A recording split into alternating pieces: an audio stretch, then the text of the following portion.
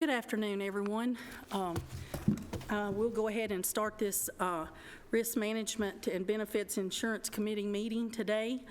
I'd like to welcome everyone. Looks like the first item is we'll get Miss Susan to do us an attendance roll call, please, ma'am. Dr. Andrea Anthony. Here. Commissioner Carl Boyd. Here. Amber Brown. Shay Crowell. Holly Deering. Here. Brian Gaither. Mary Hickerson. Here. Lois Miller. Commissioner Alan McAdoo. Here. Commissioner Jeff Phillips. Brian Runyon. Shantae Sherrill. Here. Steve Spence. Here. Eric Tutobeni. Here. All right, we've got a quorum, so let's go ahead, and our next item is to approve the minutes from our January meeting. Do I have a motion to approve those minutes? All right, thank you, Mr. Steve. Do I have a second? And Ms. Shantae. All right, there's a motion and with a second to approve the minutes from our last meeting in January. All those in favor say aye, please. Aye. Any opposed? Motion passes. All right, we're going to defer over here to Mr. Ed Elam to cover our finances for Fund 264 and 266. All right, for the Fund 264, month of January, and it will also be the yearly totals. Your revenue is $1,767,108. Expenditures, $5,748,547. Revenue less expenditures, a negative $3,981,439. For the fiscal year comparison, revenue you have for the total, $40,051,949. Expenses, $46,786,735. Revenue less expenses, a negative $6,734,787. Now, what I'd like to point out to you for the month of January, the Board of Education moved to the state at the end of December. At the beginning of January, they moved to the state. So we will have some run out here probably for the next couple of months, but we did have this run out put in the budget, and it was anticipated. The reason why you see the less revenue is because you don't see the premiums that they normally would have paid for the month of January and February, but the expenditures will lag behind. Pharmacy is usually pretty quick to get those expenses, but your providers sometimes can wait up until 60, 90 days, but most of them don't. Most of them want to file it as quickly as they can. So that's what you see, a lot of that discrepancy for the month of January. On the 266 fund, you have, for January, you have workers' comp, $363.43. For OJI, you have $52,843.93. for a total of $53,207.36. And for your year-to-date total, workers' comp, $1,358,041.24. OJI, $316,466.19, for a total of $1,674,507.43. And Vice Chairman Hickerson, that concludes my report. All right, thank you very much.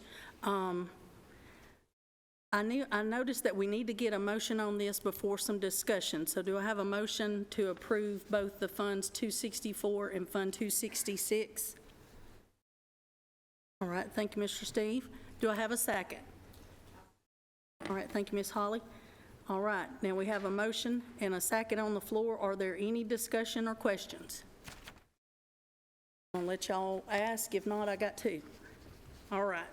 First one on 264, Mr. Elam, is the number of total enrollment, which shows at 1779, and then it shows a PEPM. Is that true county general numbers only, or is that skewed because there's actually claims, which you did say there were rollout or payout claims, But is that reflected in that? Is this county general claims only when you do the PEPM, or does this actually reflect some of the BOE payout that we don't actually use their number to calculate the PEPM? It is going to include the runout. Okay, so it includes the runout, but we're only dividing out by what our county general fund members are. Yes. Okay, all right, that makes me feel better. Then on 266,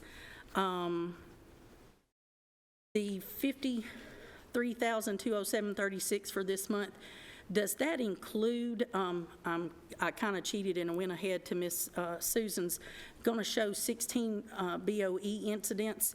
Does that include that, or refresh my memory, BOE did not pull out their workman's comp and OJI yet, correct? No, they did Okay. not. Okay, So that includes the Board of Education and Rutherford County government. okay, all right, sounds good. Are there any other questions or discussion? All right, hearing none, do we need to do roll call? Okay, Miss Susan, if we can do roll call, please. Dr. Anthony? Commissioner Boyd? Shay Crowell? Holly Deering? Mary Hickerson? Yes. Commissioner McAdoo? Shante Sherrill? Steve Spence? Eric Tito Benny? Right, motion passes. All right, the next item on the agenda is we'll let Miss Susan Thompson bring us our OSHA reporting, please. This report is for the month of January 2023. The total incidences were 26. That's also the year-to-date total. Of that 26, 16 were OSHA recordable with 1 lost day claim, 12 restricted day claims, and 3 other recordables. On the next page is the comparison of this year at 26 to January of 2022 at 11 and 2021 18. The next page is the incurred dollars for January 2023. It's $104,000. For 2022, it's $57,000. In 2021, it was $72,000. The last page, it shows of the 26 incidences, there was 16 at the Board of Ed, 10 at County General. Of that 10, there was 4 at the Sheriff's, 1 at EMS, 3 at Fire, and 2 at Solid Waste. And that concludes my report. Thank you. Thank you, Mary, for stepping in for me. Appreciate it. Any questions regarding the report from Ms. Thompson? Seeing none, I'll entertain a motion in a second. We have a motion. Do we have a second? We have a motion and a second. All those in favor of accepting the report say aye. Aye. All opposed? Ayes have it. Thank you. Ms. Lovett, on the wellness update, please, ma'am. Thank you.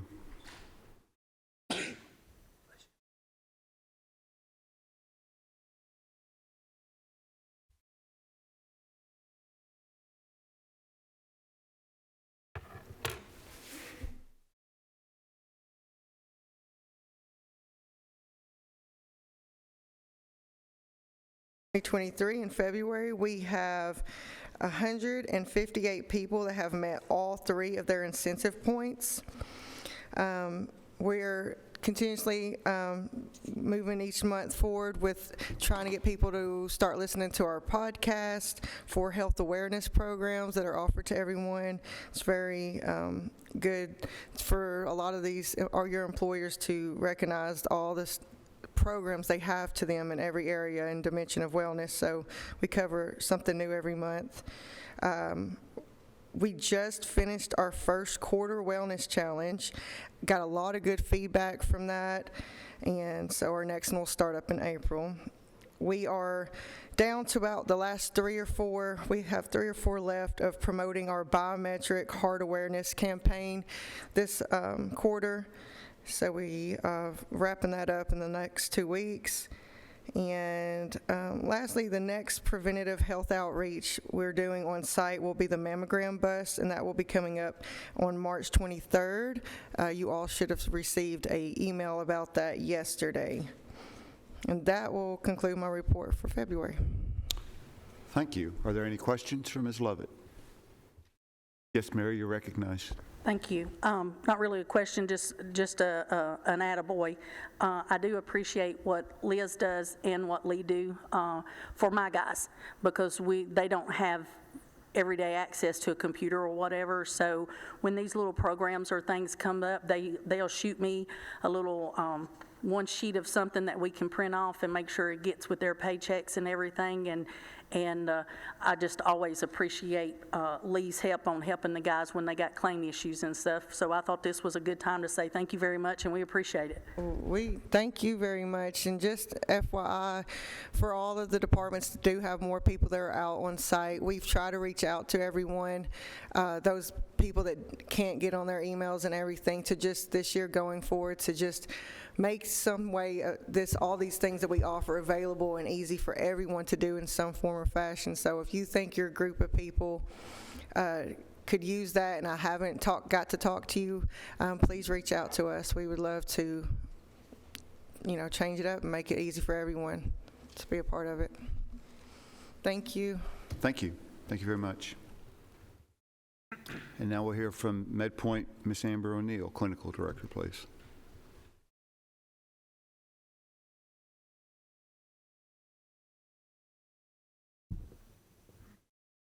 Good afternoon. So just to piggyback a little bit on what Liz said, I also have been going out to the heart awareness campaign, to all the sites. I've really appreciated meeting the members, answering their questions about the clinic. I even brought my laptop, got a bunch of people scheduled, went to firefighter orientation, let them know about their benefits that they have if they choose the insurance plan and whatnot. So I think it's been really helpful to kind of make that face-to-face connection. So I'm grateful to Liz and Lee for coordinating that so we could get on site and do that. This has been really helpful. All right, on to the report. If you'll go to page 3 for your visit summary, you'll see that New Salem had 126 visits in January, and that we had unique members seen.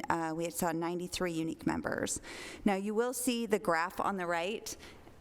That's not really an apples-to-apple comparison because, of course, the numbers in December included a different setup for the clinic as well as a different patient demographic. So just keep that in mind when you're looking at those graphs. On page 4, on our visit summary by member type, we saw 12 children, 99 employees, and 15 spouses in the month of January. On page 5, for our visit appointment type summary, 21 members had more than one visit in the month of January. 1 member had 5 visits, 2 members had 4 visits, and 18 members had 2 to 3 visits. When I delved into this a little closer to see why there were so many multiple visits, I was really excited to see that it was because most of them were taking advantage of multiple types of service within the clinic. So they were seeing behavioral health, and they were seeing primary care, and they were getting some care with the nurse to get like a vaccination and things like that. So we always love to see that comprehensive care coming through. We saw 89 established patient visits, 11 nurse visits, 11 behavioral health visits, 5 telehealth visits, 5 annual visits, 3 telehealth phone visits, and 2 new patient visits. On our visit summary by day, just to be aware that the clinic was closed on January 2nd in observance of the New Year's holiday. There were 21 scheduling days in the month of January, and there were 5 Tuesdays in January. We didn't list the highest day seen in the month of January because it was actually a tie between Wednesday, Thursday, and Friday, so kind of having a nice kind of balance there. On page 7 for our in-person versus virtual appointments, we had 8 virtual appointments in the month of January and 118 office visits. And then on our trending of those virtual appointments on page 8, you'll see that 93.65% of the visits were in person in January and 6.35% of the visits were virtual. On page 9 for our referral summary, on our top 5 referrals per specialty, so we did 19 referrals in the month of January. 4 of them were to cardiology, 2 to urology, 2 to physical therapy, 2 to orthopedic surgery, 1 to rheumatology, and then we kind of stopped the list there because all of the rest of the referrals were single. So it would have been a really long list to list all the ones after that. All right. On page 11 for the financials, In January, we had 93 unique members for a total operating cost of $54,527.15, an employee count of 1,949 members, and a PEPM of $28. On page 13 on our population health analytics, sinusitis, pharyngitis, bronchitis, and anxiety depression were the top diagnoses for the month of January. That's not real surprising since it's been a bit of a sick season kind of going through the fall. And also January is the worst month for people to come into the clinic for any services, especially for well care, and that's true across all clinics. So it's not surprising to see those sick visits kind of be the driving force for that month. 17.49% of the patients were seen for that sinusitis, pharyngitis, and bronchitis. 9.58% were seen for anxiety and depression. Type 2 diabetes and hypertension were the next two in the top five there at 6.43% each. And then rounding off the top five, we did get a few people in for that general adult medical exam at 4.96%. On page 14 on our visit demographic summary, in January, 66.67% of the members seen were female, and the female and male age ranged from 40 to 49 were the highest population seen. So, at 66%, that's a pretty even split, really, between male and female. It's never going to be a perfect 50-50, so that was pretty good. And then if you look at the age categories, we saw 8 people who were age 10 to 19 and 7 in the 20 to 29. So the highest range was at 36. So not a huge difference really across the age ranges. And we even saw 2 people in the 80 to 89 categories. So we had a good spread of ages throughout the clinics. And on page 15 in our BMI summary, in January, both the male and female highest percent of BMI was in the overweight category. And that concludes my report. Thank you. Any questions? Mary? All right. If we can start back at the front, Ms. Amber, there's a couple of things that since BOE is pulled out of not being able to use the clinics, I feel that we need to make some notations on our graphs. So if somebody looks at this and doesn't realize, if you go back to page 3, on that graph of marking, if you can just do a straight line and for starting of January of this year, letting us know there's no BOE there. And so everybody want to know, why did we go from 393 to 126? And on that right there. Another thing, and you may not can answer it today, but if we could somewhere get on here, how many actual visits can occur in a clinic and or virtual, because I know that takes up a slot. So how many appointments in a given week, or if you tell me in a day there's 12 potential appointment time slots, do you know how many, are we utilizing every time slot possible? Are we? Not at this point, you're not. So I'll just be honest and say not at this point. Okay. Average is 12 to 14 for one provider per day, which we're not quite at that. I will say, though, again, it was January. January is the worst month, and so if you ask any clinic anywhere, you will see their numbers are down. January is the worst month for participation in any clinic anywhere. February starts to bring that number back up, but we still don't quite hit the numbers we see later in the year. People tend to, at the holidays, just kind of start out the year, and they don't come in for a little while. They're not thinking about wellness, all that kind of stuff after all the rush of the holidays and everything else. So we'll see that number start to go up in February. March, it should start to stabilize a little bit more if we go off of what I've seen in other clinics long term. So I know that in February, because I've already checked the numbers are higher in February than they were in January. I would hope to see that grow again in March. Okay. But we are not to the point where we have filled all of our slots. Okay, thank you. If even there's a place on here to have that noted, or if not, if you can mentally note it each month and say, hey, for the month of February, we averaged, or we had 12 possible appointments and we had 10 of them filled every day, or something like that, just so that we can make sure that we're utilizing the thing. And it may be in here and I've just totally overlooked it.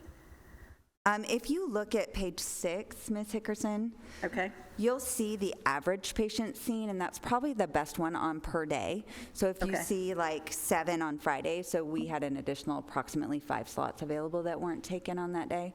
And so that gives us kind of a good gauge on where Okay. we're heading forward. The other thing I will mention on this as well, and I know numbers were down a little bit in January, Dr. Gist has been on maternity leave. She is a very high requested provider within our clinic. Now, we had other options for people, but people want to wait for her, and she has now returned. She returned in the middle of February from that maternity leave, so we're seeing a pickup from that as well. Okay, all right. And on page 4, of our 126, is that also including retirees? Are you putting a retiree that shows up in the employee slot? Yes. Okay, all right, thank you. And I'm sorry, I got a couple of things here. Could you, for the public to know and on television, remind us, we only have the one clinic on Salem Highway, but what are the hours now? Because I know there was some change in it of December, and now we're county general retirees and other little small departments with us. So could you remind us, please, ma'am, of what our hours are for our people? Yes, we are open Monday through Friday from 7 a.m. until 6 p.m. With an hour break in the middle from 12 to 1 for lunch. Okay. Let me check one more thing. I'm sorry.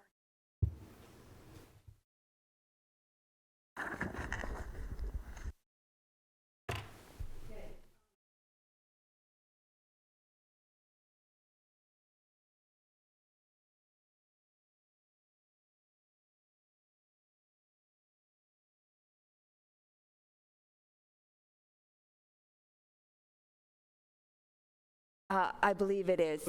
Yes. Just wanted to make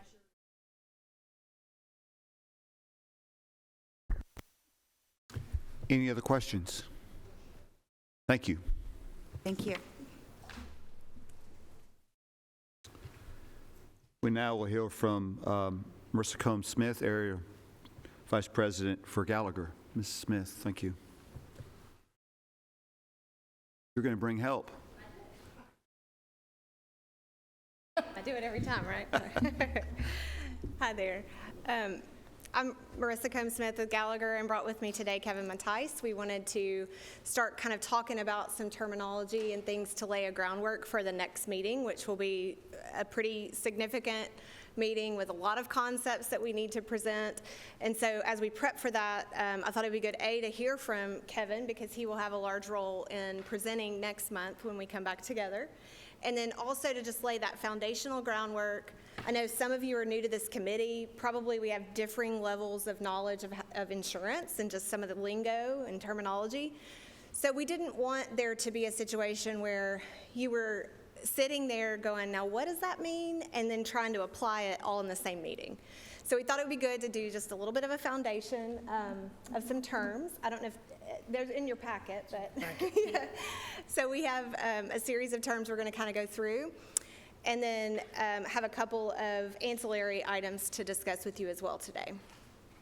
So with that, this is Kevin Mattice. Kevin worked for a long time at Cigna, and then came over to Gallagher and actually has partnered with us to work on your services. So from a medical perspective, he has been really driving a lot of the underwriting, actuarial evaluation of the plans and that type of thing, and really prepping for what we'll be presenting over the course of the next couple of months, and a lot of it in March.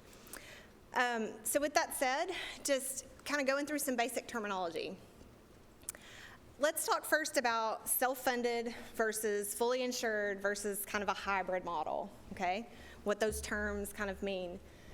A self-funded program I think of as being kind of on the extreme end of risk, in the sense that you are holding the claims, you're paying the claims, and you're setting your rates based on predictive modeling, right? Past experience and predictive modeling and a variety of other factors that Kevin and his team know a lot more about than I do even.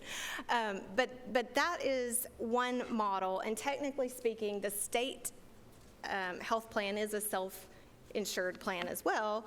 It's just self-insured ultimately, but then they're setting rates and sort of capping any liability you would have on a yearly basis. Does that make sense? So in that sense, it's sort of a hybrid of the two. It is technically self-funded, but it is operating for your purposes like a fully insured.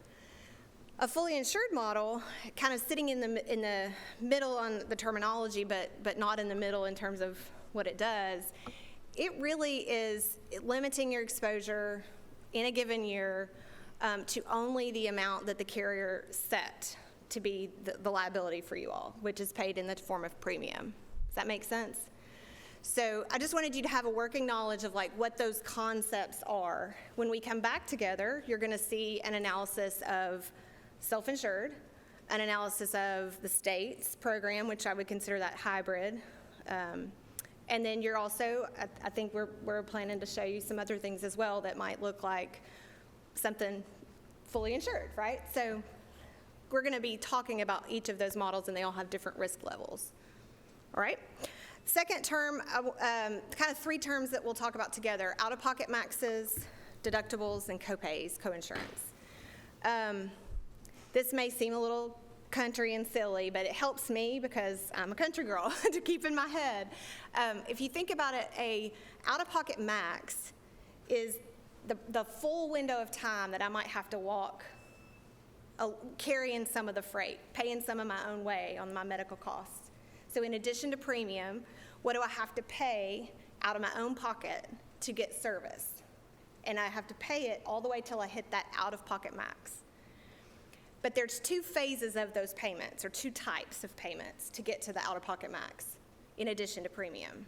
So really three. There's premium, there's copays or coinsurance, and then there's this concept of a deductible. A deductible is when I'm walking all by myself. No insurance company, because I've got to pay it before I get to that limit. The coinsurance, I'm paying some, they're paying some. We're holding hands, if you will, and walking together. And then I hit the out-of-pocket max, and they walk by themselves. Now, in your sense, with a self-funded plan, that means the county's walking by itself. Now, you reinsurance, those types of things, but that's what's happening conceptually. Y'all with me on that? I know it's kind of elementary, but it just helps me to think of an image of walking and who I'm walking with. I'm walking by myself, I'm walking with the carrier, they're walking. I'm not walking anymore. For your members, for your employees, those are the numbers that matter. So when we come back together, we're going to be talking about county budget and how it influences county budget, of course. But we're also going to be talking about how does it influence the member's pocketbook. So there'll be two big components to that conversation. In the member's pocketbook, really all they're going to be focused on is what's my premium, and then what am I going to have to pay at the point of service. And I think it's really easy, especially at budget time, to really only think about premium and not think about point of service. So we're going to present both. We're going to show you both the premium and then the impact to the member at point of service. With that, just kind of breaking down some of the other terminology, I'll let Kevin sort of take over. All right, thanks, Marissa. So looking at plan reserves, plan assets, so that's a self-funded specific terminology that we'll look to as we go through some of the evaluations and reconciliations, and Ed alluded to some of them earlier with his summaries of the budgets as well, where we're looking at what assets does the plan hold in terms of employee contributions, in terms of reserves to pay out claims that have incurred but not paid.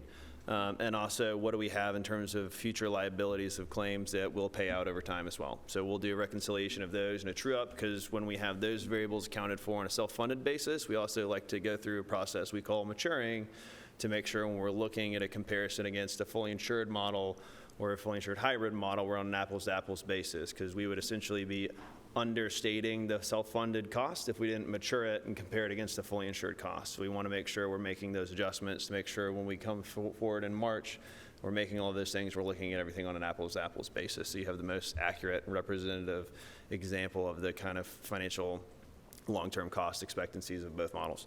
When we look at specific deductibles, we're looking at generally reinsurance or stop loss. So reinsurance and stop loss is extra insurance that's bought on top of a self-funded program to limit liability for any self-funded health plan, in this example, the county, on catastrophic claims. Meaning if we have an individual or a member that has An example would be a premature child that goes into the NICU and has an extended stay and exorbitant cost into the millions. We won't, as a health plan, absorb the entire cost of that catastrophic claim.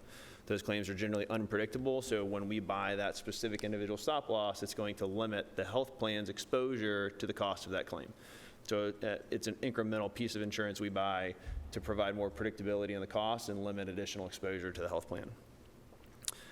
When we look at aggregate deductibles, it's also going to be aggregate stop loss. It's additional set of reinsurance that we buy above and beyond the individual stop loss, and that's going to be stop loss that provides us maximum claims exposure. So in an instance where we go through a year or a period where we have a significant number of individual stop loss claims, or we have additional claims above and beyond or under the stop loss accruing towards our liability as a health plan, we can additionally look and do an evaluation to see if aggregate stop loss is a fit to provide us a maximum cap or exposure for claims.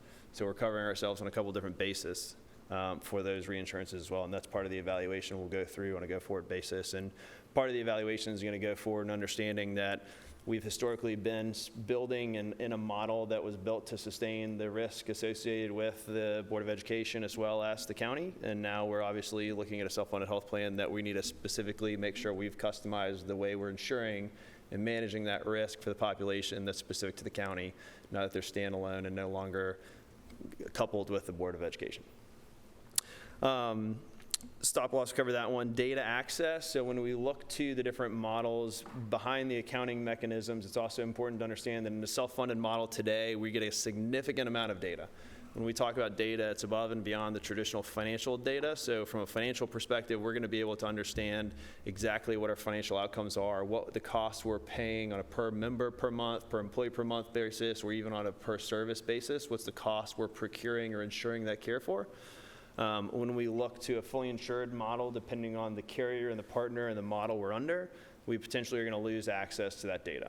And we probably are also going to lose access to what we call the clinical data. So the clinical data is going to be an understanding of, from a population perspective, what are the overarching medical profiles of our health plan participants, so we can begin to understand, and what we're beginning to build out within the Gallagher team, in partnership with the Cigna team, is getting an understanding of the clinical data to understand what are the risk scores and comorbidities within our population, and understanding are there groups of our population that have impacts by certain chronic conditions or certain reoccurring conditions that in combination make them more probable to be our next larger claims or higher risk individuals to insure. And if we are able to have that line of sight with the data, we can partner with the clinics, we can partner with the clinical models and tools and resources at Cigna, we can partner with other individual parties to identify who those participants are that are impacted by those specific conditions and begin to intervene and help them better manage their care or whatever it might be. So in a self-funded model, we have the ability to put resources in front of individuals to make sure they're getting the highest level of care possible. In a fully insured model, we're going to lose that ability to provide potentially additional care resources or have the line of sight to understand what those specific chronic condition profiles are within the plan. And you lose that with the state. And we would lose that too, again, with the state model. So that is one specific thing to understand too. And we'll go through all these nuances as we go forward, but understanding kind of the financial picture of it, but also what our control, what our data access is, what our visibility is very important. And we'll make sure we kind of weigh the pros and cons throughout this process to understand what's associated with both. Flexibility, again, within the self-funded plan, we are the plan sponsor, and we have a tremendous amount of flexibility to structure our health plans in any way we best see fit to serve the population today. In a fully insured model, we have a few more restrictions in terms of flexibility, in terms of plan designs, plan structures, and abilities to put in specific resources or programs for the members. Administrative requirements, both models have a little bit different nuance in terms of administrative requirements. Self-funded, you're going to have access to more pieces of data, more pieces of information, which is going to allow us the ability to make more strategic decisions on how we're going to manage the care of the population and the insurance and the way we're insuring the population. That does require a little bit more involvement, but there's also in a lot of categories added benefit with having that involvement, because we can customize things specifically to the best way we see fit to best care for the population. In a fully insured model, we're generally looking to fit within a box, and we kind of have to fit inside that box. And I think that goes, when I say fully insured, probably with the state plan as well, associated with those things too. And then wellness credits. So there's an ability to receive a significant amount of wellness credits depending on who our partners are with the self-fund categories, or in many categories fully insured too, but it's going to have nuances whether who we're partnering with and how we're doing it, whether that's going to be a variable that's going to continue to exist within the plan as well. A couple of other things I just want to cover as we're talking about foundational knowledge items. One of those is, I think probably there's a perception based on just historically the broker relationship that you all might have, that we have a preference, state versus self-funded. I don't, Kevin doesn't. We're not compensated on the basis of having a standalone medical program for you all. So from a perspective of neutrality, I mean, the vast majority of my clients are on the state health plan. We have no problem with that. We understand the schools are firmly on it. That's a decision that has been made, and we are not trying to change that in any kind of way. Like, that's the way that's gone down. So before we were even involved. So what I'm saying to you is we really are bringing a look that is trying to neutrally set before you the pros and cons, and let this organization choose its own path. Because there's no skin in the game for us either way in that sense because of the way we're compensated. We don't make money directly on your medical plan, okay? So any questions about that? I think that's unusual probably, and maybe just, I think deserves a little thought. The other thing is on the administrative requirements, so we're balancing a few interests, right, in terms of the county's ability to prep for any kind of change that might occur and the timeline it takes to get up to speed and ready to do that. The schools have been through that transition. When you do consider a move to the state, there's obviously the enrollment and all of those things are falling on the county if you were to go that direction. And the administrative load of like getting into the Edison system for enrollment purposes and getting ABC coordinators trained and all of that, that's all part of that process. So we know that that takes time. We have some experience helping groups kind of navigate those waters, and we're happy to do it, and it can be done pretty late in the process. Now, why am I talking about that? We're going to bring back to you in the next meeting some financial information for you to consider to start to weigh this decision. And that's because of your budget schedule, okay? Y'all have to know things, we know that. But I also want you to keep in mind that we don't have the state's 2024 rates. Just like y'all don't have your renewal information, firmly, we're not firm on the numbers. No carrier is going to tell you firmly what to predict at this point. It's too early, right? In the fully insured world, a lot of times they won't even give you a quote before 60 days or 90 days before the renewal. So just keep in mind, we're doing this really early, but that's because of budget.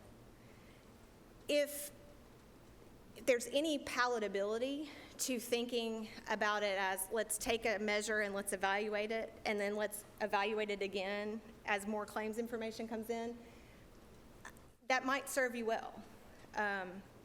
In a given 5-year period, you're going to have a bad year. I mean, that's statistically speaking, and you could speak to that even more than I can, but over about a 5 years, you're going to have one really hot, we call it hot, but bad year in the claims world. But if we're doing it right and modeling correctly, we would expect you to have savings in some other years, and under the model that you're under now, a pro is you keep that money, right? A downside is in that statistically speaking hot year, or if you had 3 in a row, I mean, we can't promise you won't, right? Nobody can. Then you would have to come out of pocket for that money. So it is something to carefully consider, but we're not able to tell you in March what the state's rates are going to be for January of 2024. And so we're to commit to what your rates need to be in March is forcing you to evaluate a worst case scenario for yourselves on a self-funded plan up against a state program that we don't know the future rates of. So it's a timing issue. And everybody in the state has it if they're working off of a 7-1 fiscal calendar, but they're on the state health plan because it runs 1-1. Now, when you stay on a self-funded program like you're on, or even a fully insured program that you manage privately, you could align to a 7-1 so that you always know in time for budget. That could be done. So there's different levers and buttons is what I'm saying, but one of the key things is the timeline. And you're going to have to keep in mind, and we ask that you keep in mind that we are going to be giving you conservative numbers, and you might do way better, right? That's happened in the past. So, questions about all of that before we move to the next part that Kevin's going to do?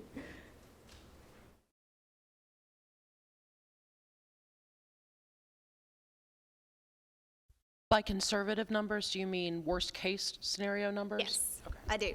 So when we're presenting your self-funded numbers, they're going to be worst-case driven, but yet when you get, we're comparing our worst case against the state's best case. That's really the best way to say it. Because we're using 2023 state rates, and we can apply historical trends to them and kind of say it could be this, it could be that they go up to. We don't really know. And then in addition to that, they have 3 tiers. Now, we understand that in the past there's been some communication that they would be giving you tier 1. We don't know if that's still the case or not, so we're going to need to present you tiers 1, 2, and 3 rates, because the government side does not get the same rates as the school systems. Let me say that again for the people in the back. The rates on the school side never match the government rates. So if your mind is thinking we're going to get exactly what the schools have, that's true in coverage. It's not true in premium. Okay, so when you come next month with these numbers that really will only have 2 months, and it probably actually 6 weeks instead of 8. When you bring that, are you going to bring that as, here's what your self-funded looks like, and here's what a fully funded looks like, or are you going to work strictly off of what we have now? Yeah, so what we're anticipating being able to bring in next month is going to be a forecast or a projection of what we think full year 2023 costs are going to be. We're also going to come with a forward-looking look at what we think your full year 2024 are going to be under your current state, current model, current benefits, so apples to apples. We're also going to look to do a comparison to say if we had in 2024 with that same projection made a modification to our benefits package to mirror the state plan benefits. When I say benefits, I'm talking number of plans, deductibles, copays, out-of-pockets. We're matching benefits on an apples-to-apples basis because that's a variable to get an accurate representation. We have to look on an apples-to-apples basis. So again, your 2024 forecast, if we made a match from a state plan perspective, and that'll give us an accurate representation of what our 24 costs would be matching that model.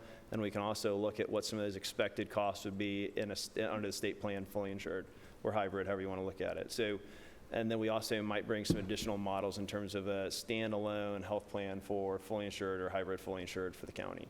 So a couple different variations of what your options might be and ways to insure and benefit designs might look like in 2024 versus your current state. Okay, so with that being said, would you be able to also present to us this money at self-insured covers XYZ, but fully funded XYZ doesn't exist anymore because you can't come and change your plan like a self-insured?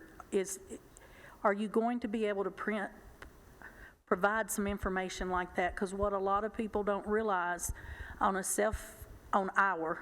self-funded plan, we have the ability to, knowing the administrative requirements of what clinical is, hey, we need to start covering this because general public covers it and we've got a lot of people, so we start covering it. But when you get on fully funded, they may say no, no, no. I can kind of remember when we went through a TMJ and that whole concept, you know, we said no, but when it was brought that it could cause this, this, this, and we only had a few, so we did some manipulation to our plan, whereas a fully insured is no, no, no. So are you going to be able to provide, because not everybody understands what you lose when you go from self-insured to a fully insured. You lose the ability to, I don't want to say manipulate, that's not a good word, but Control. you lose control Yeah. on what is best for Rutherford County. You know, a fully insured is an average over the whole state of Tennessee or whatever, but we are us and we are Rutherford County, so we lose the ability to change and to adapt to what is changing for our employees and people. And I would just point out that that's another feature of that hybrid model with the state. It is functioning in the same way as the fully insured, to your point. The plan document and what the state determines it will and won't cover on an annual basis, it's pretty rare that it would shift mid-year unless it's a formulary change on the pharmaceutical side that, you know, the pharmacy formularies sometimes do shift. That's true kind of across the board, though. I mean, that's not really a distinction that's negative to the state or a pro-con feature for you. I'm just pointing out that is an element that does change with some frequency. But to your point, the state's plan, you also lose those control mechanisms over what you do and don't want to cover. And sometimes the cost savings is enough to overwhelm that and say, you know what, we're going to do it anyway. And then sometimes it's not. You know, the state health plan is a good plan. I mean, I don't want to mislead you in that way and say, oh, it's not. It's not a bad plan, or we wouldn't have so many groups on it. By the same token, the last time I did an evaluation of county governments that are on the state health plan, it was not 50%. It was just slightly below 50% of counties that participate, whereas on the school side, it's the overwhelming majority, right? And so I'm telling you all that to say, why would that be true? Well, county governments have a 3-tier rate system. They have different rates than schools.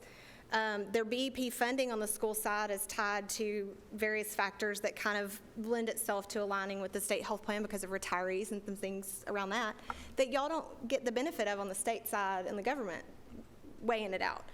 So, you know, it's kind of like, I don't know, buying a house or something. You know, you and your partner that you're buying it with might have different preferences. Like, I like this kitchen, I like this yard, right?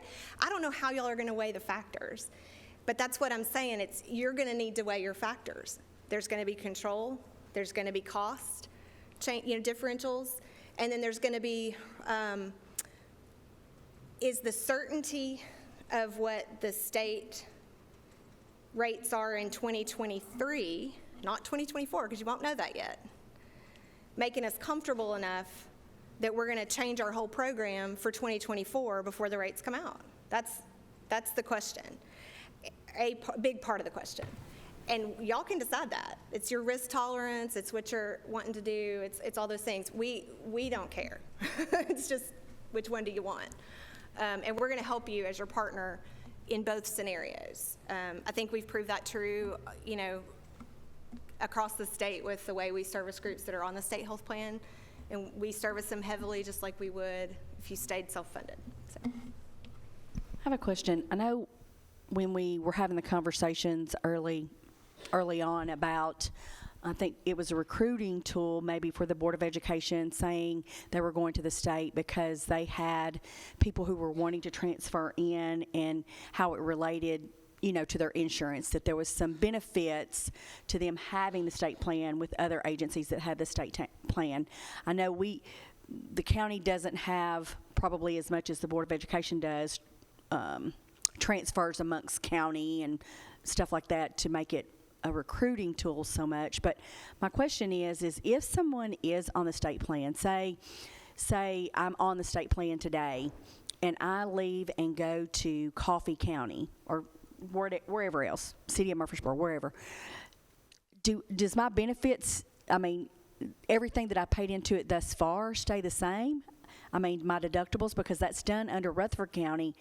I can't imagine that would transfer with me, or does it? Because it's just part of a larger plan. Does that make sense? It does not. So when you leave and go to a new entity, it starts all over again with the deductibles and all that kind of stuff. Is that what you're saying, Michael? Okay. Did you understand my question? I do. I I would need to research that and come back in March with the specific answer, because, and here's why.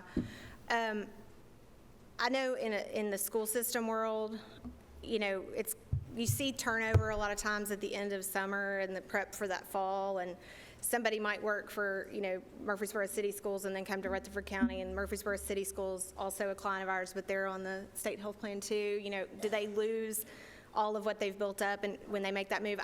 I'm unaware of that. I'm not saying they don't, or they do. I just am unaware of it. I got to research that. I think that would be helpful in our decision-making, because if they're having to start all over again, then that's not really a recruiting tool that I would use. I mean, if it's just that you're going to be on the state plan because you were on the state plan, that's one thing. But if it's you're on the state plan and anything that you've already accrued up to that point stays with you and goes with you wherever you go, kind of like, well, you know, just like an investment, wherever you go, if, say, the Empower investment with TCRS, if I leave Rutherford County and go to another entity that has TCRS and Empower, that goes with me. That doesn't change.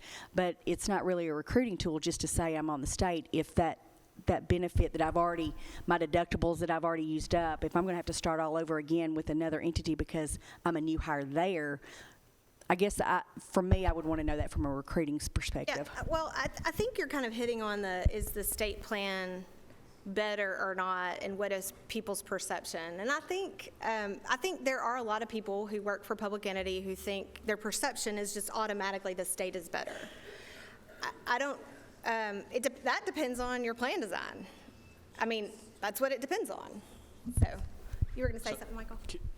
Keep in mind, if we go to the state plan, that doesn't mean that you take Williamson, Wilson, Sumner, that their state plan is going to be the same as ours. Because just like TCRS, I think if you go to Williamson, they're contributory on their TCRS, and we're not here.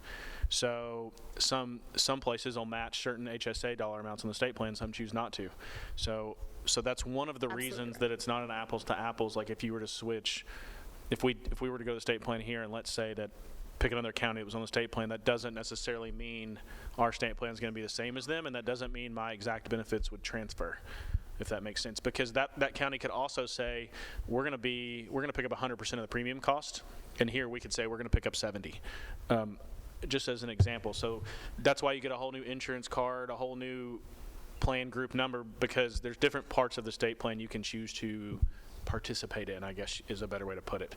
So I think there's so many factors. It's hard to ever be apples to apples if we go to the state plan and let's say we're comparing it to, you know, even a school system that's totally different, but even another county I don't think it's going to be very hard to be apples to apples from a recruiting perspective. That's absolutely true, and I'm so glad you said it, because just all the counties that neighbor you, they have a different tax base, and their contributions, I'm working a little bit off the hip here, but I mean, their contributions are not going to be where your contributions are. Well, my follow-up question for that, see, I thought that I knew that answer, so I thought that I was right in my mind, but I wanted to hear somebody else tell me because I didn't want to make an assumption that I wouldn't be correct on. So I guess then where the recruiting tool came in is from the post-retirement benefits then would be the only thing, that if you were part of the state plan, regardless of where you were, that would dictate whether or not you would get to keep their post-employment retirement benefits. And I think maybe that was a recruiting tool more so than it was the premium with the actual organization. I think that is a fair statement. Dr. Anthony, Ms. Crowell, y'all might want to weigh in too, because I know that's more stuff you all followed more closely even than I did. We weren't your broker at the time that the decision was made at the school system. So what their specific areas they were trying to solve for were versus how they solved it with the state concept, I don't know. We could go back and look at public meetings and stuff, but I don't have institutional knowledge of that, but I think you might be right that it's more on the retirement side. I'm unaware of anything on the medical plan side specifically, because that's going to be driven by your contributions, overall premiums, and then coverages. Like, what are we covering? Because we determine whether a plan is as rich or not as rich as another plan by coverage.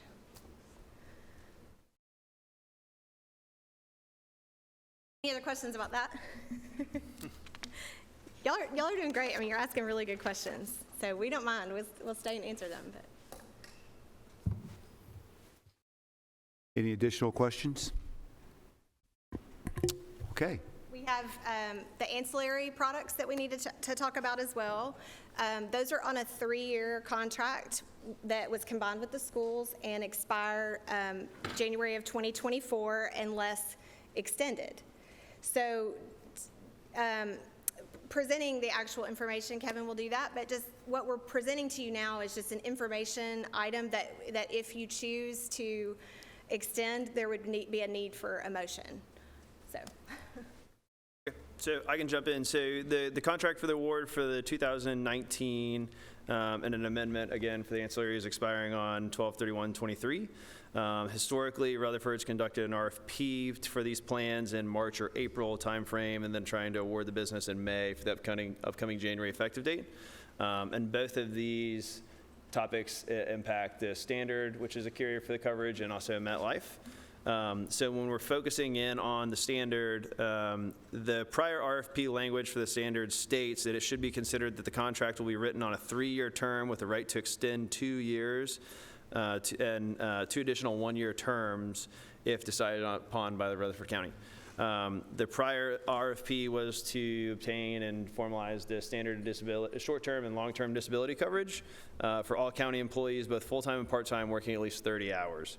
The standard has 2 1-year options to renew for 2024 and 2025.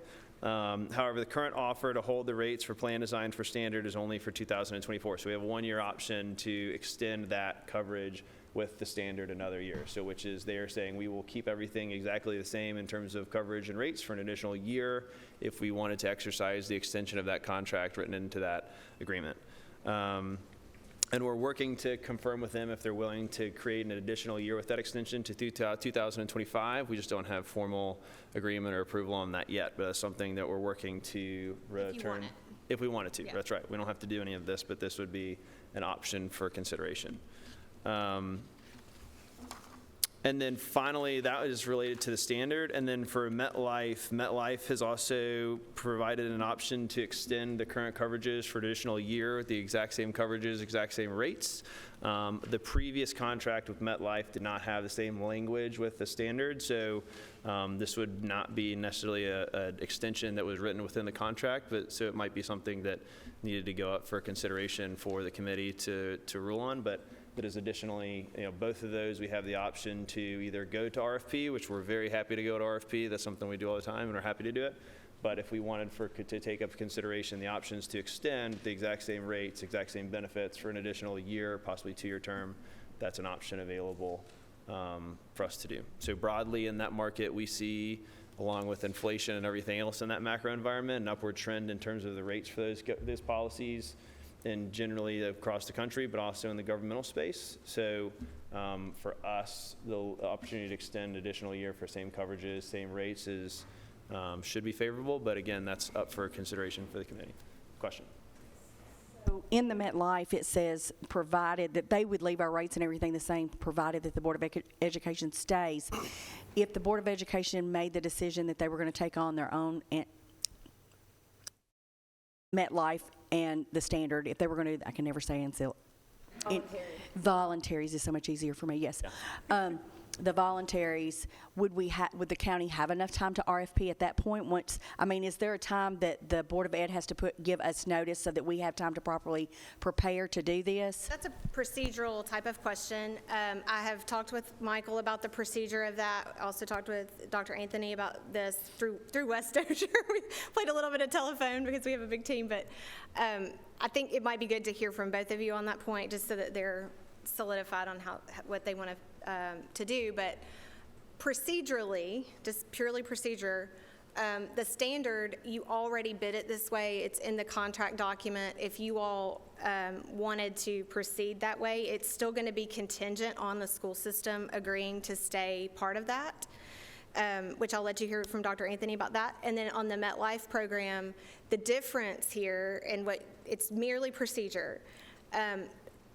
The MetLife program, when it was originally bid, did not have the same 3+1+1 contract language. So to solidify that, you all would need, I think, a motion, but then that motion to do this would need to be contingent on the school system remaining and then contingent on approval by finance and by the full commission, I believe. But Michael.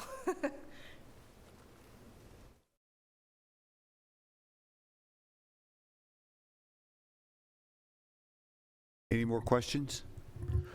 So, Director Elam, I believe we have in front of us at least 2 different motions that need to be structured. Is that correct? Yes, I Okay, would. so we'll structure the first, we'll explain what we're doing and then structure the motions and then we'll take the proper action as necessary. Okay, so as they explained with the standard, long-term, short-term disability, the contract originally stated 3 years, and it would renew additional 2 years. But what they're saying is that they will stay with the same rates for 1 more year, which, because the contract already says you can extend it automatically after the 3rd year, the motion is more for the fact that the Board of Education, they will do it with the Board of Education, it's numbers. If the Board of Education is there, they will stay with the same rates. It's a big if, but I mean, there's been conversation, I think, with I know there's been conversation with the Board of Education, and they've indicated that they want to stay with it for the year 2024. That's what's been talked about.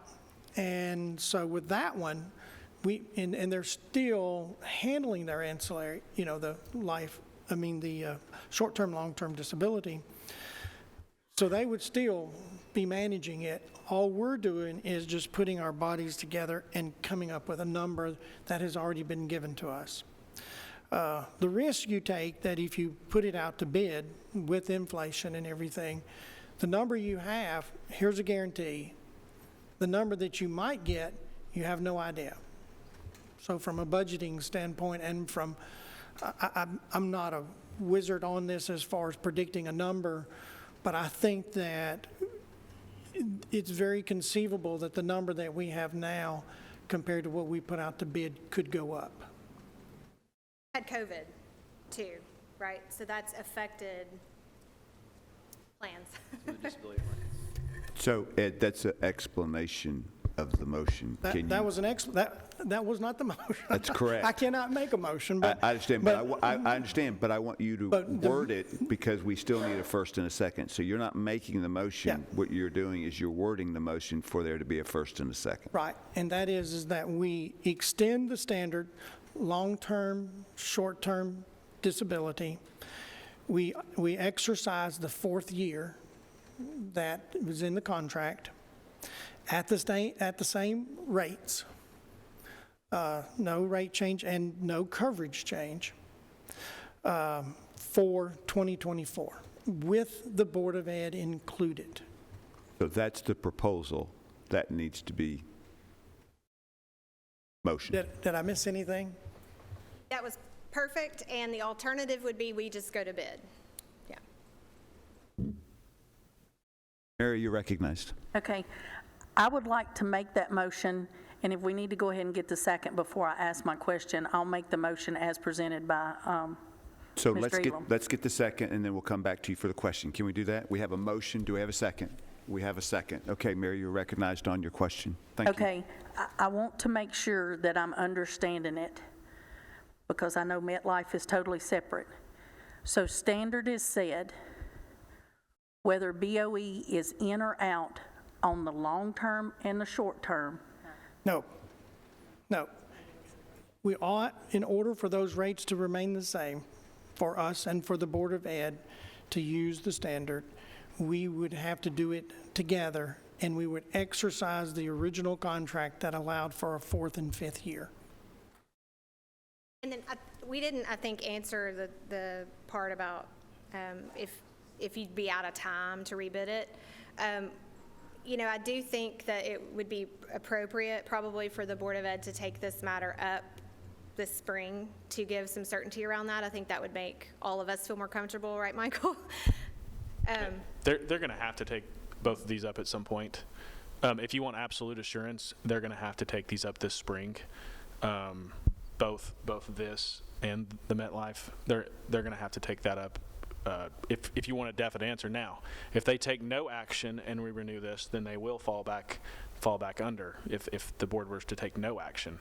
But if you want a definite answer that they're not going to take any action or that they're going to renew, they're going to have to take this up this spring. I think also the carriers are going to expect a signature from the Board of Ed. That's correct. So maybe So that's sufficient. If they want a signature from the Board of Ed, then their board will have to take this up this spring. Okay, so I hate putting a timeline on somebody and the powers of the money and y'all knowing dates we got to know. Is there something that we could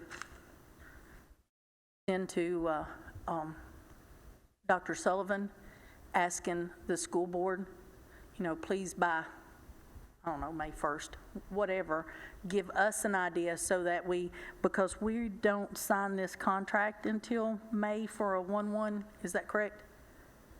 Yeah, I mean, I hate putting a timeline, but Yeah, we can't just kind of drag along until it's October and we need something January. I think one of the things we discussed with Michael and Ed and Jennifer when we were just talking about, Wes Dozier and I were kind of talking about the merits of these things, pro cons again, what do we think? And we talked about the amount that we would expect rates to change. I'm not sure that it would be, it's not like the medical plan, right, where it's such a significant budget impact depending on where it falls that it's going to be a large adjustment I wouldn't expect to your overall budget.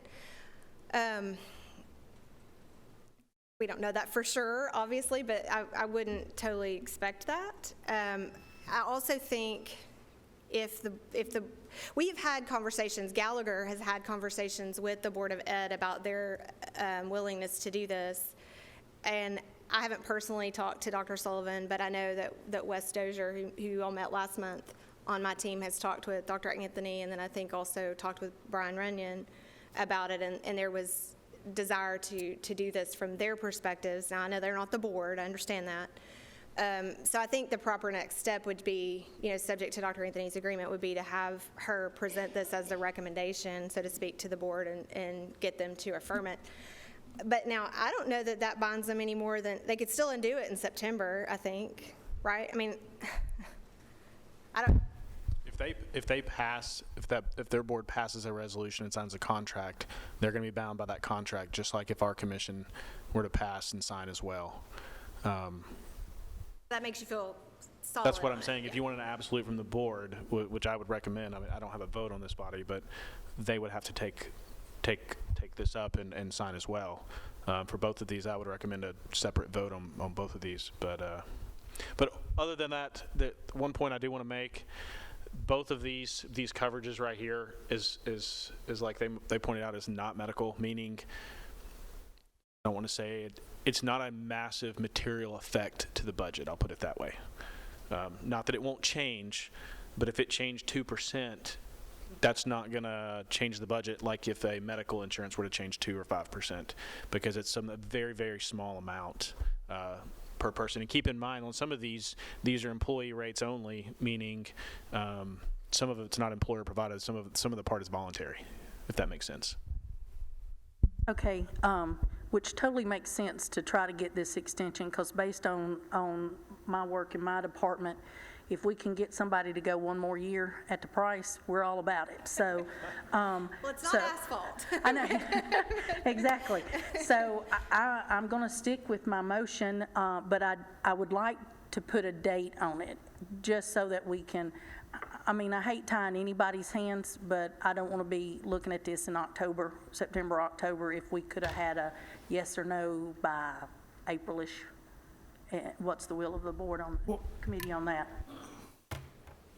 You want to go over the timeline, as far as trying to get things in our benefits guides, trying to get it for enrollment in time. It's not something you can do in October and then implement in December. Well, just to be very honest, I'd like for us to say yes, no, and move on and do something else for the next few months, instead of having this hanging out. And I do realize the time frame of getting it in our information we have to get out to the employees. I just think that the longer it trails on, you get tired of listening to it, or you forget about it. Not that we would forget about it, but it We're not gonna becomes forget about it. less as something else more that comes up that's more important. When's the first board meeting that this could be properly noticed and brought? Do you? So for clarification, when you're talking about their decision, are you talking about for 2025? If they agree to 2024, we want a response of what they're going to do for 2025? Just, we're all on the same page. I mean, I'm thinking 24, because we can say no in 24 for 25. I'm thinking, I mean, I'm not tying nobody's hand, because I understand, but I'm thinking, let's figure out what's going on for 24 within the next couple of months from you, please, and then we'll delve, because it may be beneficial to not do the 5th year extension because of, something went down, heaven forbid, and we could actually get cheaper by bidding. But I don't foresee it happening this year, just based on trends of everything, not just benefits insurance, it's just life in general. And just so I'm clear about what I've represented to the committee, we have not discussed a 2025 agreement with the schools at all. So I didn't mean to, if I said anything that seemed like I did, we have not. Michael, do you have something you want to add? Yeah, so they're going to be under kind of a default timeline anyways, just like we are. So they're going to have to include some of these rates in their budget, whether they want to renew with us or whether they want to put it out for RFP for themselves. So they're going to have to get an answer back to us sometime at the latest in April, because their budget is due to us by private act by a certain date. So their budget's going to have to include these rates as well. And so I think if this committee were to want to pass this for just 2024, that they could pass this and they could take this to their board either in March or sometime in March is what I'd recommend, and it would come back up here in April, which would give us time to incorporate that into the budget that has to go to the budget committee in May. Okay, what is our last day to sign the 24 renewal? I know it's a 1/1 effective date, but what is because somewhere I see a May, awarding normally is done in May for an upcoming 1/1 effective date. So Yeah, I don't think that's a deadline, though. I think that the deadline is more based on budget and limitations that Michael has. Yeah. I mean, the carriers want to know. They're going to be asking, but I think if March the 7th, I think you said, Dr. Anthony, this could be brought before the Board of Ed, and I'm happy for us to come and explain it and do whatever we need to do. That's your decision. But then I think by March 30th, when we come back before you, we'll know yes or no if they're staying and combining still or not. And then you'll be able to make a decision. I can tell you, I mean, we've got RFP stuff. We've already had an RFP planning meeting with Michael and Ed and Jennifer. We've got a draft ready to stick in the middle of the hamburger buns, to go out, or with the standard language that's required by statute for Rutherford County to send. So, I mean, we can do it pretty fast after that. Certainly in time for them for benefit guide purposes. I'm not concerned about that. So we have a motion, and Mary, you amended that motion to put a time frame on it, did you not? I did, but if I can, because I don't think it got a second, seems to me like... We did not get a second on the amendment. We got a second on the original motion. Okay. Well, I don't think I'm going to worry about a date timeline, because based on what Michael, the finance director, said, we're kind of tied to laws of when their budgets are done.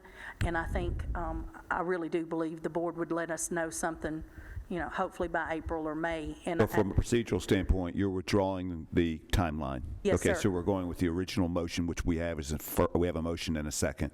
Yes, sir. Okay, excellent. Yes, sir. Thank you. Are there any other questions or comments?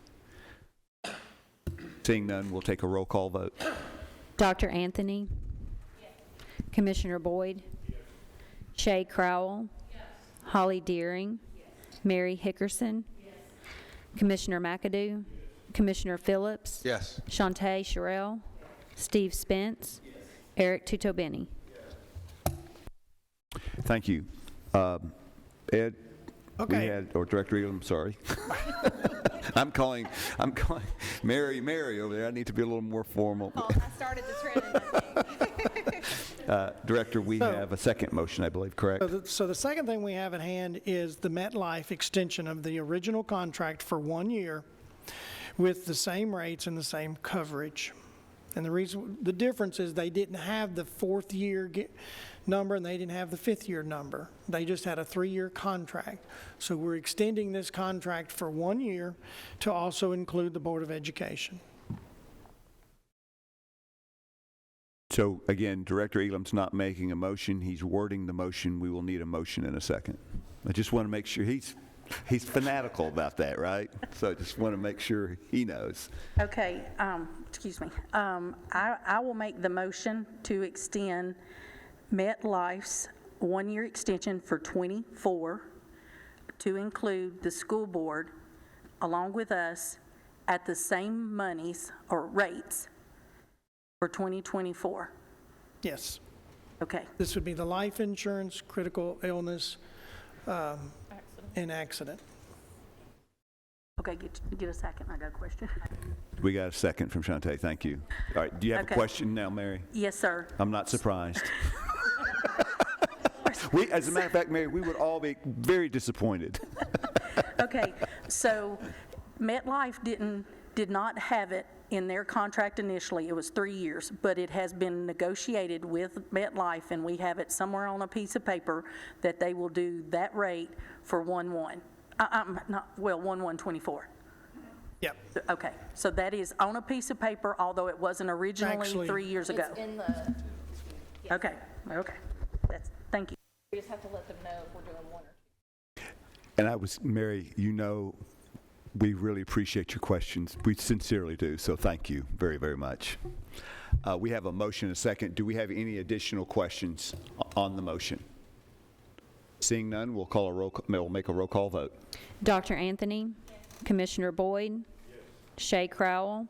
Holly Deering? Mary Hickerson? Commissioner McAdoo? Commissioner Phillips? Yes. Shantae Sherrill? Steve Spence? Eric Tutobeni? Motion passes. Thank you. Thank you very much.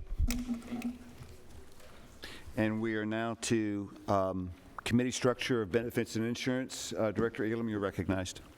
Yes, sir, Chairman Carr.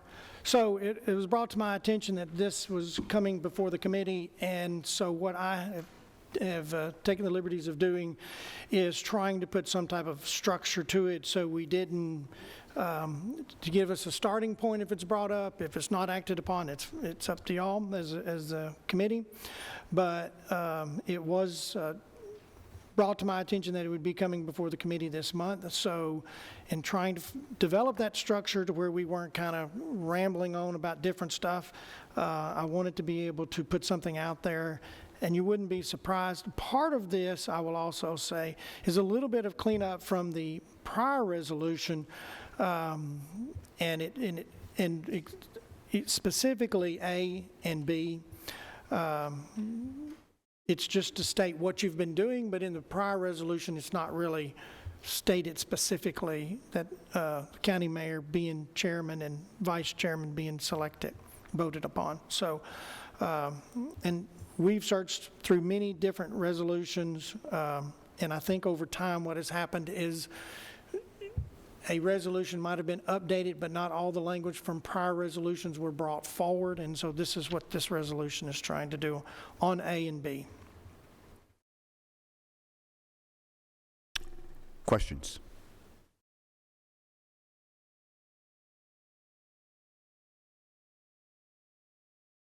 Yes, you recognize. This is the current resolution or what we hope to adopt? This is the resolution. Well, it's not really a resolution, it's just a structure. The resolution is basically how it would be restructured. Okay, because I do not see my position on here. Right. And if this is the current structure, this is not accurate. This does not reflect the current reality. Okay. REA was a member of this committee before this committee was even, the county medical insurance was funded. We've been on this committee for a very long time.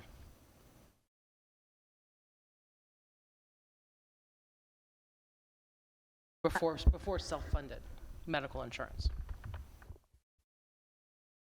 And so what I'm wondering is, are we looking to eliminate my position on this committee? Is that what we're going for? Mary, you're recognized. I know it has been brought up in months past of when it was talking about the Board of Education pulling out and going to the state.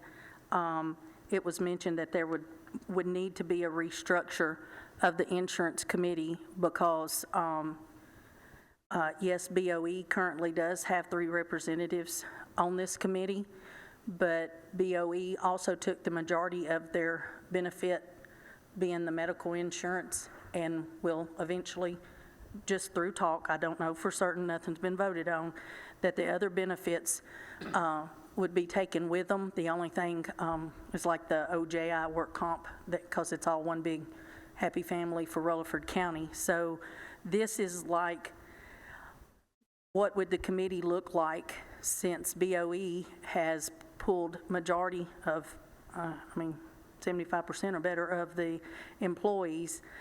This would allow our finance director and our human resource director to sit as voting members on this committee for the benefits that are left for the Rutherford County general employees. And there is also one Board of Education, employee Board of Education to be selected by the superintendent of schools. It's still leaving BOE one voice, one vote. I just, with the majority of the employees gone with the major benefit, I don't see how they can have 3 votes on a benefit that, they really don't benefit from because they've already voted on their medical. So can I ask you a question, please, Ms. Hickerson? Is it your contention then that since BOE withdrew from the county plan and went to the state plan, and that they are now overrepresented on this committee because they withdrew from the county plan? Yes, sir, because they would have 3 votes on less benefits that would benefit a BOE employee. Thank you. Yes, ma'am. Chair Crowell. Thank you for your recognition. So this committee covers more than just medical insurance. Is that correct? Would we all agree there? It does. Short-term, long-term disability covers educators in this county. We just approved that, at least for another year. OJI workers' comp, that covers educators. Over 3,000 of us. We are the majority of county employees. So we withdrew from the county-funded medical plan because it benefited teachers. And I understand that there is bitterness about that. I understand there are hurt feelings about that. And we may come back to the county plan at some point, but right now we're not going to. But that doesn't mean that we should not have a representative on this committee regarding the other aspects of insurance that are covered under this committee. We are not overrepresented. Now, as that person, I will agree to abstain from votes regarding health insurance, since teachers are currently unaffected. But there are so many other aspects that we are covered, that do cover educators. The other aspect, the other reason I'm sitting here is because we do have retired county employees, retired educators that are covered under the county plan. They come to me with questions about county insurance. And so they expect me to represent their voice as well. And there are hundreds of them that are remaining on the county plan. And so you're not just talking about current employees, you're talking about retired employees. Thank you for your time. Chairman, Commissioner McAdoo, you're recognized. Thank you, Mr. Chairman. There's a couple of things on here I got questions about, but what she brought up is true.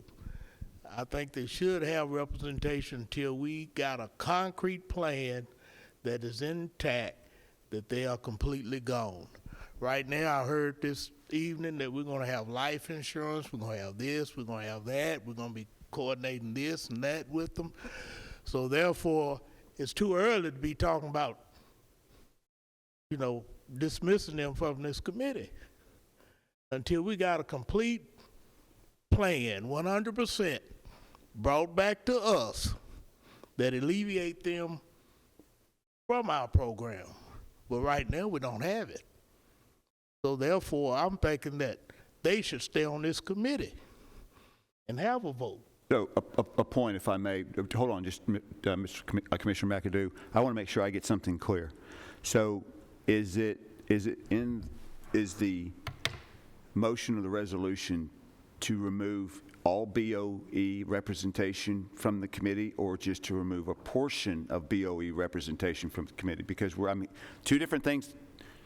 Just a second. Two different things have been said, so I want Mary or Ed, can you, either one of you, provide clarity as to what the resolution does? If this resolution, if we have the appropriate motion and second, and it passes, is the BOE without representation on this committee? No, the BOE has one representative selected by superintendent of schools. So the answer is no.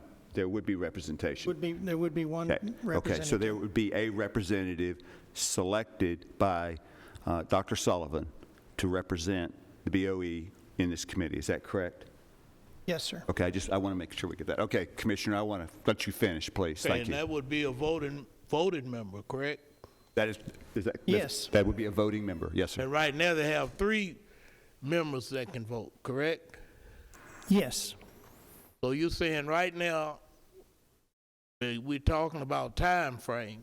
So you're saying that we want to cut this right now from 3 votes from the school board to 1 vote, correct? Is that what you're saying? That's our understanding. And what I'm saying is we should keep it like it is, because we're not 100% separated. We still got a lot of programs, like she said, that is going to be, and it's going to involve the school board. So therefore, why would I be cutting their votes from 3 to 1 when we'll have some things on here that really will affect them? Can somebody explain that to me?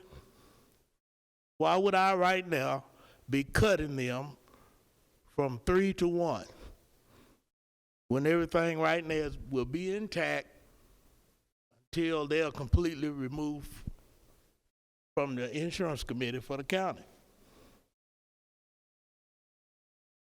Well, Commissioner, you're looking at me to explain it, and it's not my role as chair to explain the resolution. It's my role to adjudicate the process of a resolution, so I'm going to refrain from offering an opinion.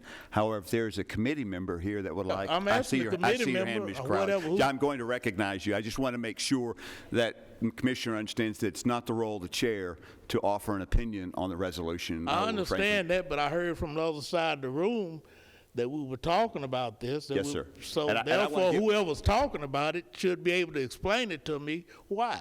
Right, and I want to make sure they understand, that everybody understands that's where that answer needs to come from. I'm going to recognize Sonia real quick. I'm going to recognize you, Shay. Go ahead. So I did want to point out for people who are less familiar with this committee and our viewers at home that I am not a member of the BOE. I am a representative of Rutherford Education Association. I represent the teacher's voice. And so it's eliminating the teacher's voice and eliminating half of the BOE positions. But it is important for you to recognize that BOE positions and teacher positions do not always dovetail. Thank you. Thank you for that clarification. Ms. Stevenson, you're recognized.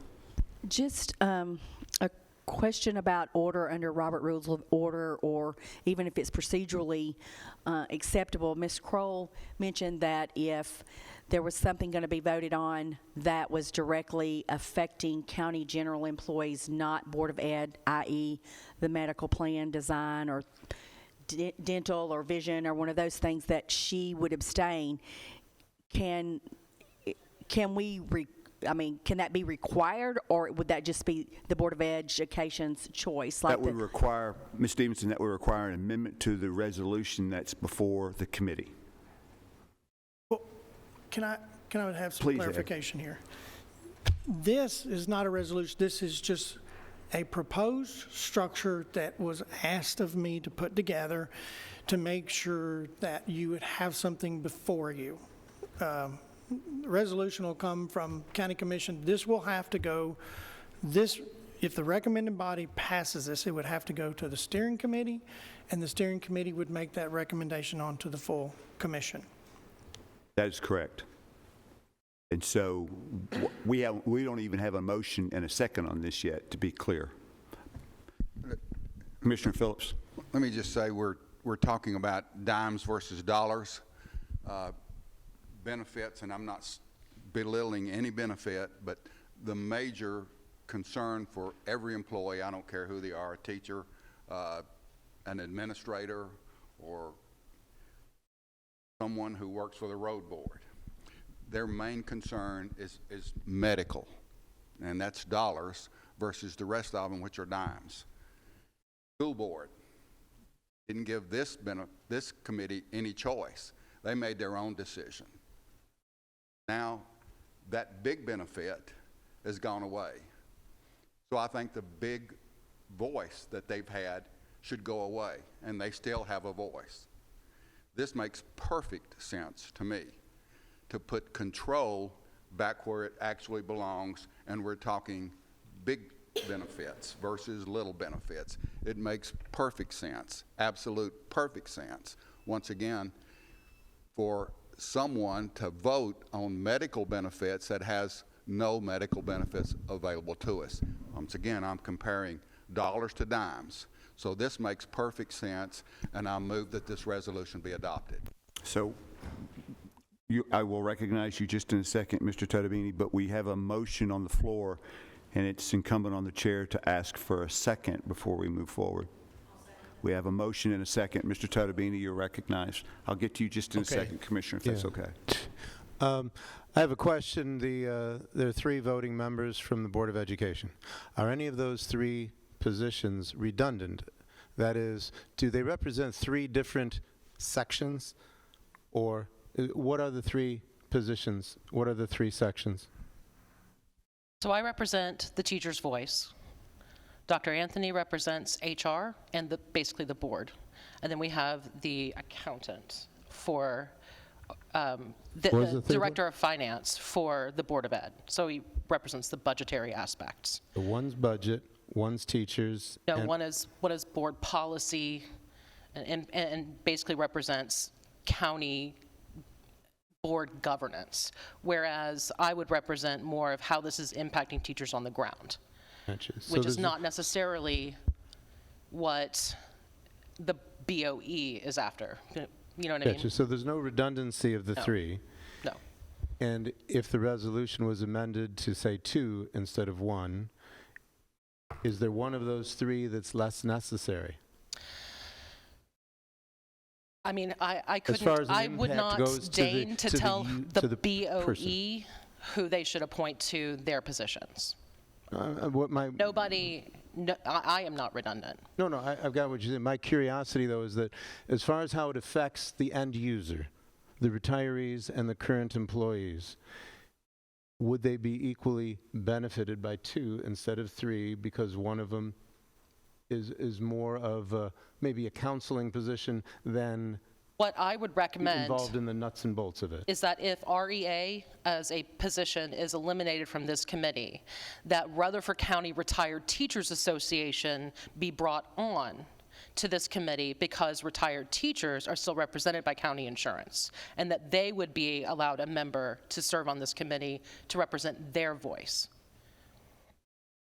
And that would be the only compromise that I would think would be an acceptable one to REA and to teachers. That would reduce it from 3 to 2, you're saying? No, it would just replace me with another educator, but it would be a retired educator still on county insurance. Because again, retired teachers, what retired teachers need and what the BOE needs do not necessarily dovetail. I understand. Okay, thank you. Commissioner McAdoo. Well, that was just one thing. I got a couple of things on this suggestion, so-called suggestion, or whatever you're drawing up and throwing out here at me. Number one, she brought up a good point with the retirees. They would still need some type of representation, I guess. You just gonna throw them out the window. And then, what I'm saying, this plan is not complete. If it was complete, you come up here and you tell me that they gone and we don't have nothing to do with them no more, I might buy it. But it's not complete. It's not a complete plan yet. When it's complete, then we make the decision. Also, I got a question about number 3. Number C, it says 3 county commissioners will be appointed by the steering committee. I thought that the mayor was appointing the commissioners to be on this committee. Have that changed? The mayor could send this to committee for study. I'm being told that steering does that, so. Commissioner McAdoo, you're catching me a little bit flat-footed with the question. So the last thing I want to do is get involved in that discussion in this particular committee. It's appointed. Well, anyway, I've been up here long enough to know that. If I could, a little. Okay, go ahead. Commissioner Phillips, you're recognized. Been appointed by steering for 30 years. The mayor can make a recommendation, but it's by appointment. It's announced. Their applications. Steering committee makes a recommendation before the full committee. Well, I beg your pardon. It can be announced. But under Mayor Burgess, he appointed me. It didn't go before steering that I be appointed or my name thrown in the hat. It was announced. Announced and appointment is a little different. It was announced. And I can vouch for that because I'm here. And that's the way it was done. So are we changing that policy?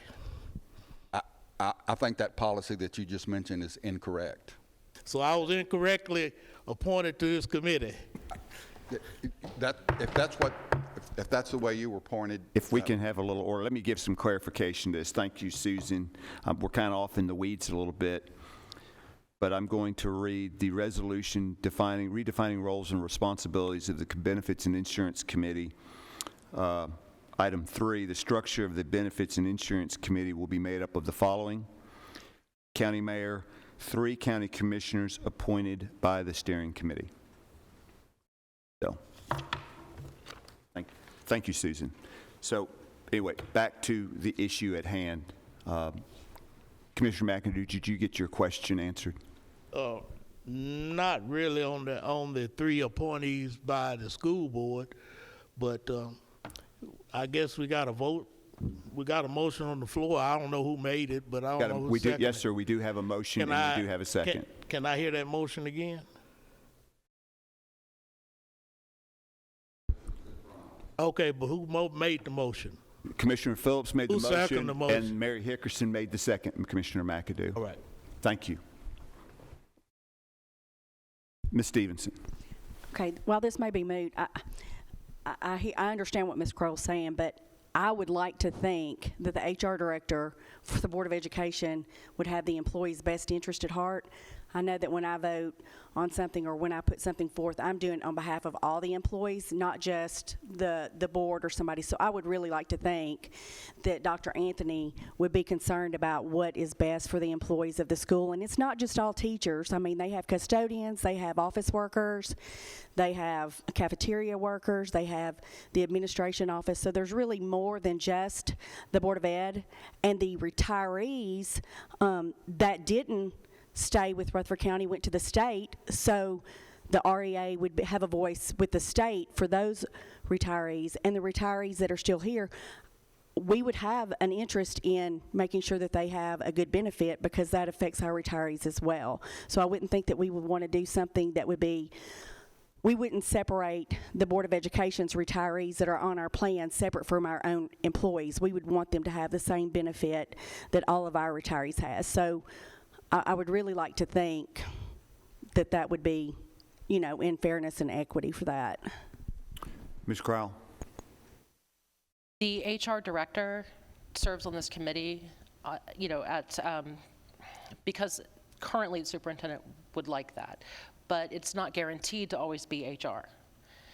And HR has nothing to do with our retired teachers. Not really. I mean, as an HR director, do you represent your retired employees? But right now, those employees, right now the retired teachers have representation in me. And what would happen if I am removed, if this position is removed, is that their voice on this committee is reduced. I have a question, Ms. Crowell, if I could, a point of clarification. You bring up an interesting point. I'm not making an opinion. I'm asking a question. You're differentiating between retired BOE employees and retired teachers, is that correct? No, sir, they are one and the same. Retired teachers in Rutherford I'm talking County. about with regard to your representation.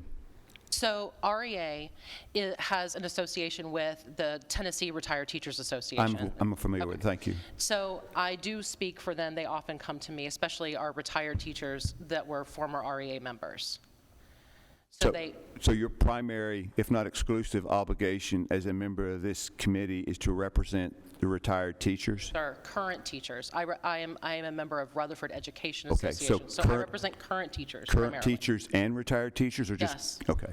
I would represent both in this case, just their voice. And then HR, as they serve, represents what the Board of Ed policy. So it represents policymakers. Thank you for that. I will make one comment without regard to the vote, but it's somewhat discouraging that we've siloed our representation to be certain groups.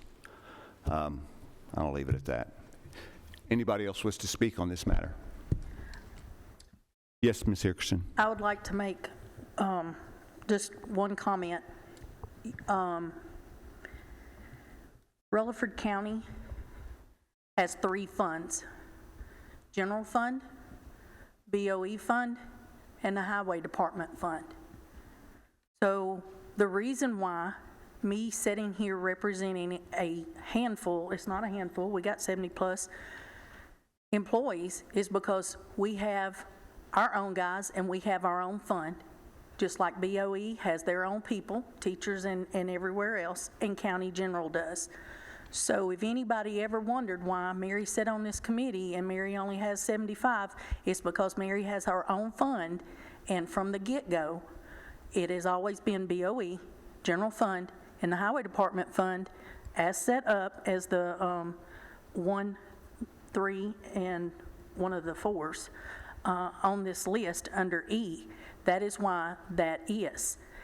We are not doing away with any at-large members that could be anybody. And right now, Miss Lois Miller sits on the board. She's not here today. Miss Lois Miller is a retiree from Rutherford County. Any other questions? Commissioner Phillips? Really quick point of clarification. When a retiree, I don't care what department they work for, whether it's the Board of Education or for the Road Board, I don't care. They get the same benefit. Is that correct? Correct. So why should they have different representation when Rutherford County supports that and gives that benefit? Ask the questions from our people who know the answers instead of having to go through somebody else. At some particular point in time, a retiree is a Rutherford County retiree. So the point of having special representation for a small group of employees, which are this doesn't make any sense to me. One of those other things that doesn't make sense. So that argument to me, once again, is not a valid argument. A retiree is a retiree, a Rutherford County retiree. Rutherford County supports those retirees' benefits. Person has a question, this is who they call. This is who they call. Else, that someone else would have to call you. So what's the difference? It just doesn't make any sense. So if there are no further questions, Ed, I'm going to summarize the resolution. We've got a motion and a second. I just want to make sure the committee understands the vote. The resolution is to reconstitute the committee such that Dr. Sullivan, the director of Rutherford County Schools, gets one selection at his pleasure. Is that correct? That is correct. And if this is voted in the affirmative, this resolution will go on to steering for further consideration. Is that correct? That is correct. Mr. Phillips, Commissioner Phillips, you're recognized. Let's say this is voted down. Will it still go to steering with a negative recommendation? I would see no need because we're not changing anything. The answer from the chair would be no.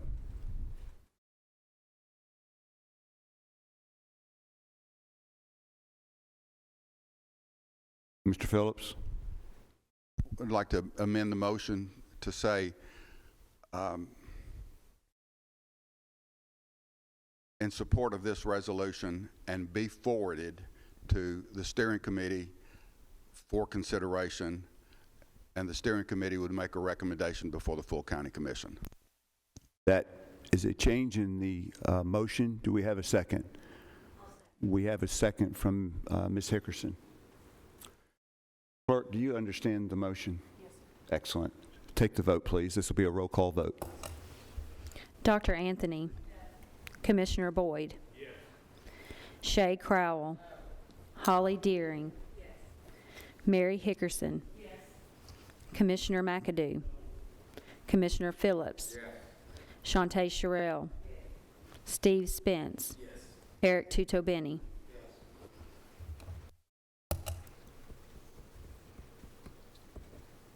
7 yes. 7 yes, 3 no. The resolution moves to steering. Other business? No, sir. Seeing none, we are adjourned.